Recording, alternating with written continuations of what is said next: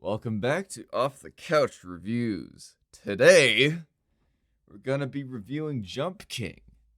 Now, I hear you wondering, what might Jump King be?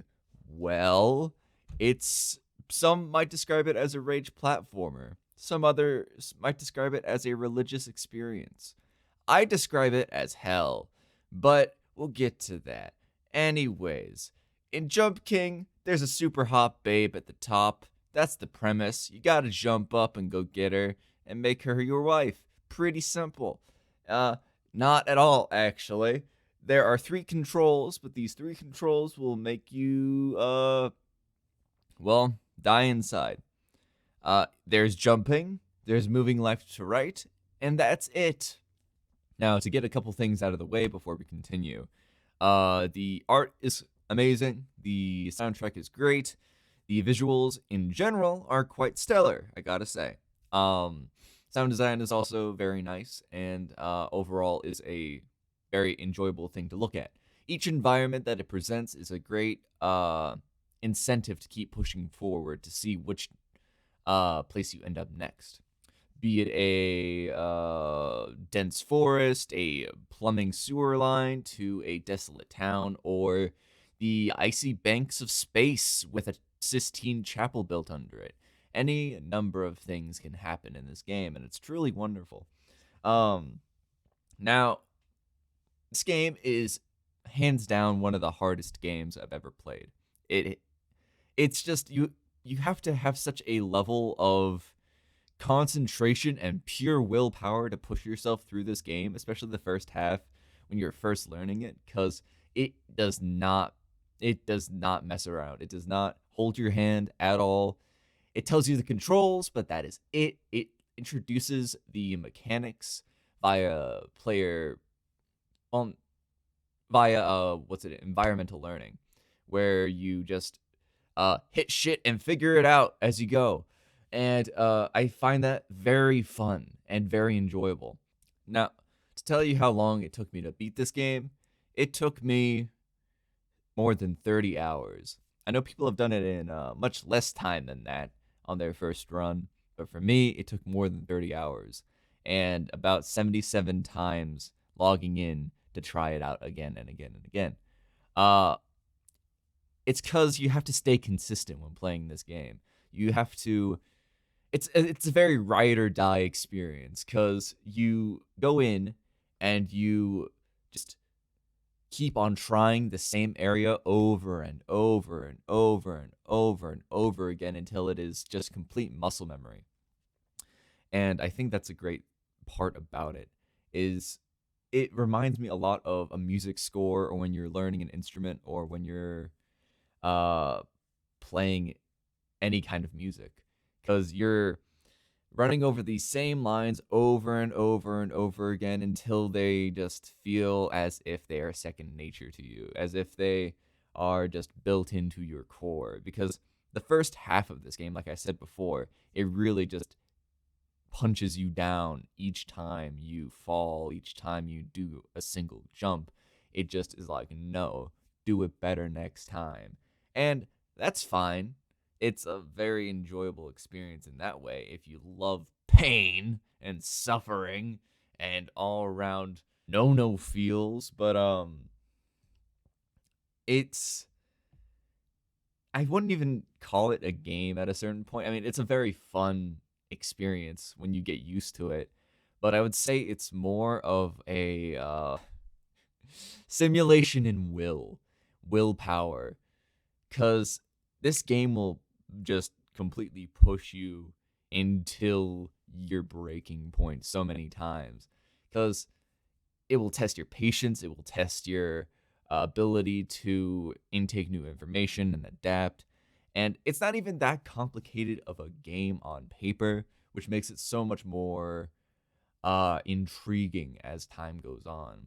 Because when you first start mastering the jumping, it feels a lot like that light bulb moment in a Dark Souls game or a Bloodborne or a I know that's practically the same thing, but it's just that moment where the environment and the system and how you play all just kind of clicks together.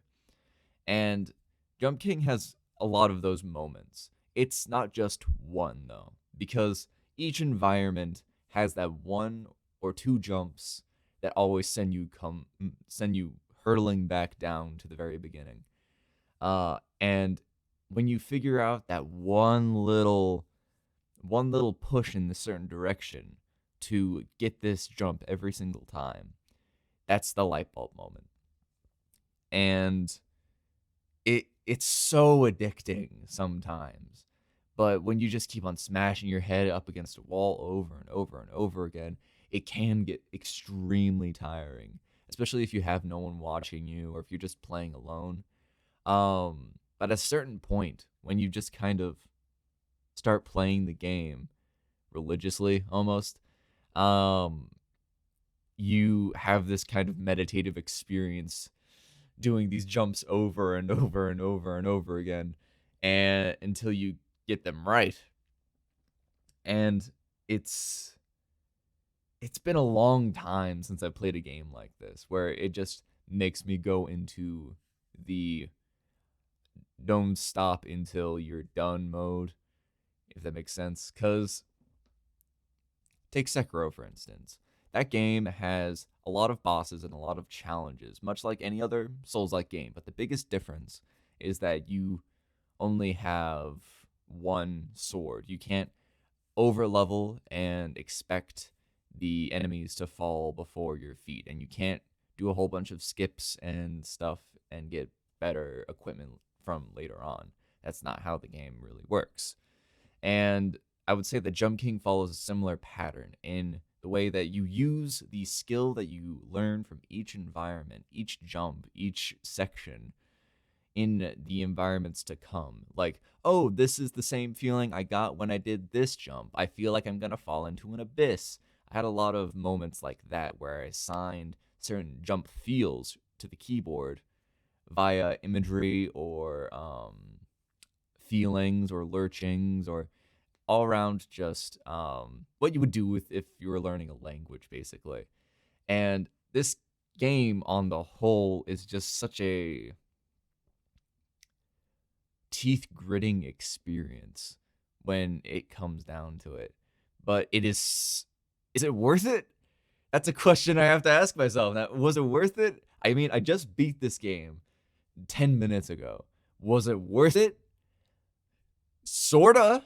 Yeah, I would say so. The dopamine release was worth it. That just conquering that challenge, I would say, was worth 10 or 20 of my subsequent playthroughs of other games, honestly. I had a lot more fun playing this than I did a number of games I have in the past. And that's saying a lot. I've played a lot of games in my small but substantial lifetime. And I would say that Jump King was the most spiritual experience I've had playing a video game, which is weird to say since it's literally a knight going to go bed a woman on top of a tower that he has no idea how old she is or whether or not she's gonna be even alive up there, or if it's the old man at the beginning. Who knows? But it's just seeing Jump King through, seeing how he perseveres until the end, not knowing what lies ahead, yet no matter what, not taking a moment for himself and giving up or shying away from the challenge that is brought before him. And just seeing that determination, I think, alone is reason enough to beat this game. Now, that was Off the Couch review for Jump King. Thank you for listening if you got this far. And yeah, here's to the next one, boyos. Woohoo!